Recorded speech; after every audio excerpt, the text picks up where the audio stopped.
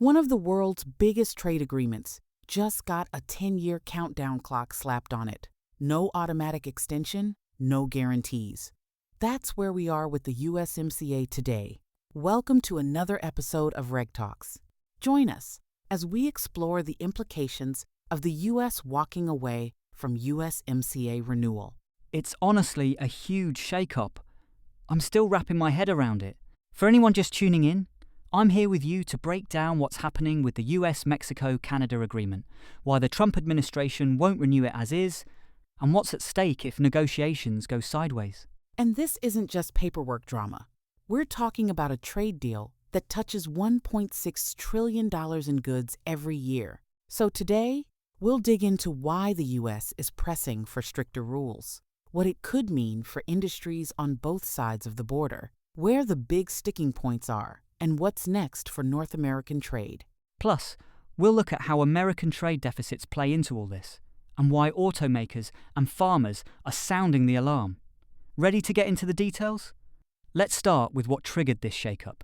So, the USMCA was designed with these built-in checkups. The first big one came after 6 years, right? Exactly. There's this review clause.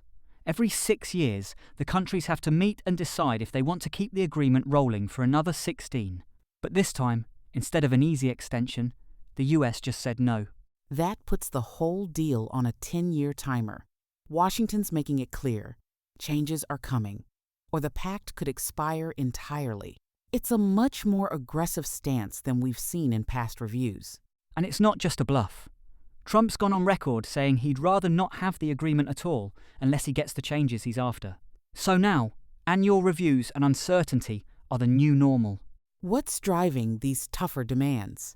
The White House wants stricter content rules, especially in autos, right? Yeah, and it's pretty intense. The US is pushing for vehicles made in North America to contain at least 50% American parts, and the overall regional content would jump to 82%. That's a huge leap from what automakers are used to. And it's not just cars. They're also talking about stricter rules across the board: agriculture, manufacturing, even digital trade. The message seems to be play by American terms or risk losing the whole agreement. It's a gamble, because those terms could make it really hard for some industries to keep costs in check. But the administration sees it as a way to bring jobs and supply chains back to the US. Companies are seriously worried, especially car makers. Nissan's CEO, for example, warned that stricter rules could make vehicles way too expensive for American buyers.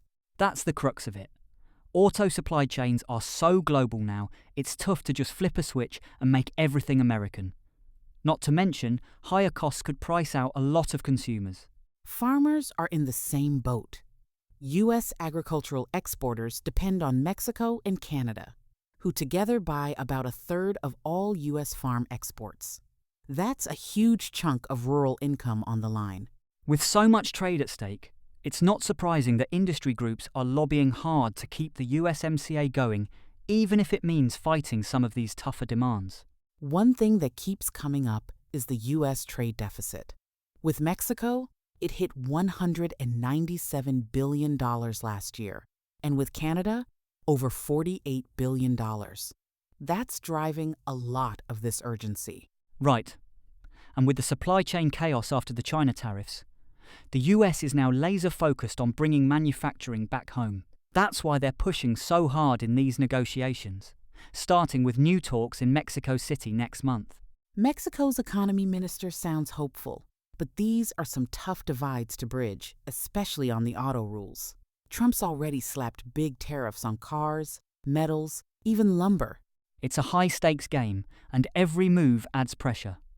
The question is, can the three countries find a deal that keeps trade flowing without upending entire industries? This whole situation feels like a staring contest no one wants to blink first. But the clock's ticking. If the USMCA falls apart, what does that mean for North American trade? It could get messy fast. Without the agreement, we'd likely see tariffs snap back, more uncertainty for businesses, and real pain for industries that rely on cross-border supply chains. It's not just about economics, there's a political fallout too. And with the next round of negotiations about to kick off, there's a lot riding on whether the US, Mexico, and Canada can find some common ground, or at least a workable compromise. What everyone's watching for now is whether those annual reviews turn into genuine progress or just more brinksmanship. For now, all eyes are on Mexico City this July.